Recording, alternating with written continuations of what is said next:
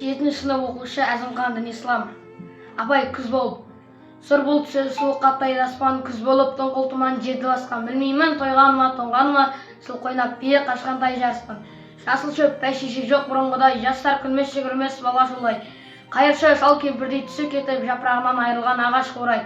Біреу мал сапсиды салы биін, салбыраңқы тартыпты жыртық киім, енесіне ертіп шуда жібін. Жас қатында жамайды жыртылған ен, қастында қатарланып айтыса бермен, астында ақ шомшы жүр ол бір керуен. Қай ауылды көрсең де жабырқаңқы күлкі ойын көрінбейді сейіл серуен.